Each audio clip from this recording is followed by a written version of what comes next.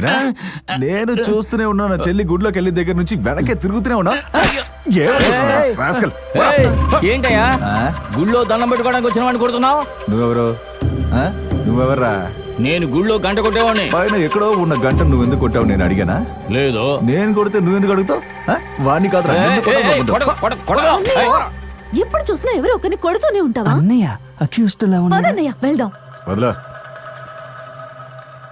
ఎరా ఆపద కూడా కలిసి ఉన్నట్టుగా ఉందే.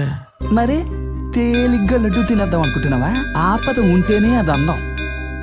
రే నాకు అందము వద్దు, దానివల్ల వచ్చే ఆపద వద్దు. అసలే నా చెల్లెలకి ఏం ప్రమాదం వస్తుందోనని దిగులు పడుతున్నాను. ఇందులో నువ్వేంటి? నువ్వు వెళ్ళరా రే. మన మాజీ ముఖ్యమంత్రి కీర్తిశేషులు శ్రీ ప్రకాశం పంతులు గారి జయంతి సందర్భంగా మన రాష్ట్రంలోని వివిధ చెరసాలల్లో శిక్షణ అనుభవిస్తున్న వారిలో 218 మంది విడుదల చేయబడుతున్నారు.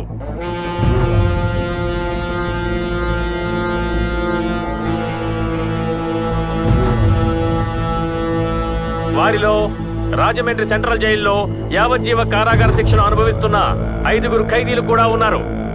అందులో విశాఖపట్నంలో జరిగిన జంట హత్యల కేసులో యావజ్జీవ ఖైదీ అయిన ఖైదీ నెంబర్ 210 లిటిగెంట్ వెంకట్రావు, ఆ తర్వాత కడప జిల్లాలో జరిగిన బాంబు పేలుడు కేసులో యావజ్జీవ కారాగార శిక్ష అనుభవిస్తున్న ఖైదీ నెంబర్ 510 కిషోర్ కూడా ఉన్నాడు.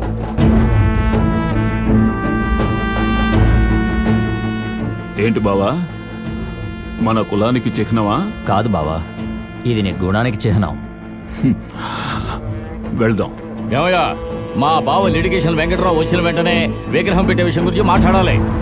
వెంకట్రావు గారు వచ్చేసారు. రండయ్యా. పదండయ్యా.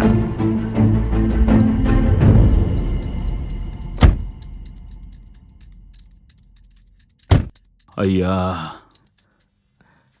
నమస్కారం అండి.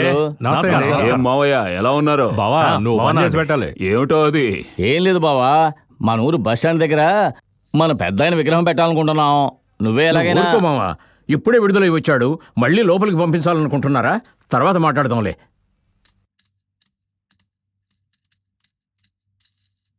ఏ వేణి, మీ అన్నయ్య వచ్చాడే, త్వరగా రా.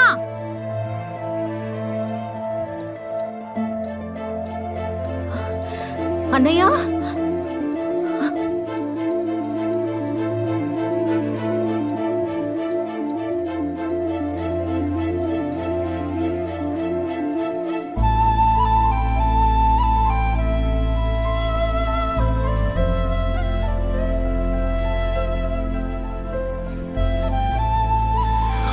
ఎలా ఉన్నావు తల్లి?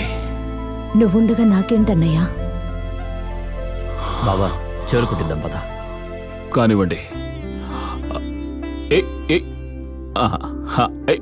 ఈ మావయ్యని చూడు.